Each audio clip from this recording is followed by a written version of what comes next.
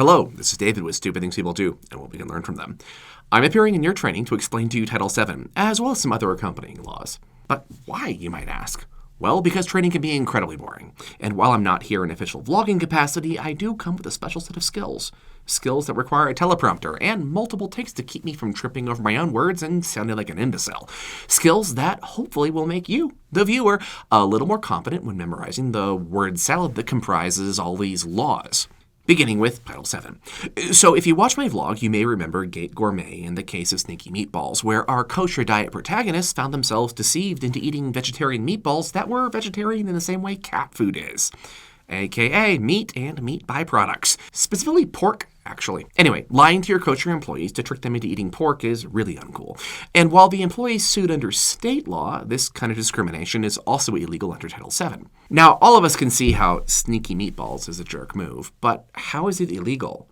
Well, quote, "It shall be an unlawful employment practice for an employer to fail or refuse to hire or to discharge any individual or otherwise to discriminate against any individual with respect to his compensation, terms, conditions, or privileges of employment because of such individual's race, color, religion, sex, or national origin." But David, you're just reading laws and not explaining at all how they apply, you may say. And that is true, rhetorical listener who I argue with for comedic effect. I have not. But here's the thing. Harassing someone because of their race or religion to the point where it changes the term or condition of employment is considered discrimination. And I mean, it's pretty clear why. You're changing around a person's employment terms based on their Title VII status. And tricking kosher people into eating pork is pretty definitively harassment. It becomes a huge legal problem with the trick to do so as part of their work. Hence, changing those terms and conditions. Teresa is going to explain harassment in greater detail later, but for now the point is that Title VII in the USA protects a smorgasbord of protected classes. If you have 15 or more employees, Title VII applies to you, and it can even protect people from other countries working in the USA, and it protects people from the USA located outside the United States, provided they are working for U.S. employers. So when we're dealing with protected classes, Title VII, or a similar law for that jurisdiction is going to be involved. But how's it enforced? Well, if we're talking about Title VII specifically, the big friendly giant in the room is the EEOC, aka the Federal Equal Employment Opportunity Commission. The general workflow is that the EEOC receives charges from individuals, investigates those charges, and then takes action. Sometimes. Other times, the EEOC just allows the employee to take the case to court and sue the employer for harassment or discrimination. So the EEOC is not where the buck stops, it's just where it starts. And speaking of dollars in their journey of 1,000 miles, what's the next step on our proverbial dollars road trip? Well, workplace discrimination can be pursued under a lot of different laws. So, for example, the ADA and the ADEA. The federal government apparently likes to do this thing where they make acronyms nearly identical and completely uninformative. Personally, I think it's part of a pyramid scheme to ensure that you have to pay lawyers to understand all of this legally.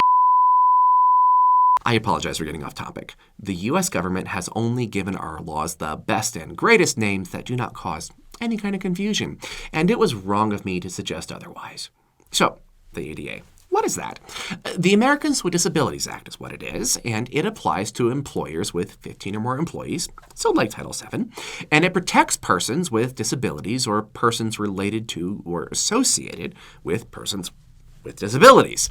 By comparison, the ADEA, which also applies to employers with 15 or more employees, but it applies to individuals of 40 years or older, not disabled people. The reason being that ADEA stands for the Age Discrimination in Employment Act of 1967. So applying to older individuals as compared to disabled individuals makes sense. Though it's worth noting, some state laws protect younger individuals in addition to older ones. And there's even more laws, just to name a few of them: the Pregnancy Discrimination Act of 1978, the Equal Pay Act of 1963, the Civil Rights Act of 1991, the Rehabilitation Act of 1973, and the Genetic Information Non-Discrimination Act of 2008. All these federal laws can all affect U.S. employees and employers. But it doesn't just stop with those federal laws. Remember I said in some jurisdiction, age discrimination could apply to young people as well as older people. Federal law is the tip of a very big iceberg, and there's a lot to keep track of. Other laws, such as state law, may cover more employers. Like in Colorado, our version of Title VII applies to all organizations with at least one employee. Or laws may have broader reach. For example, they may apply to individuals working abroad, or they may protect more classifications, such as sexual identity, expression, or orientation, or they may use completely different classification systems.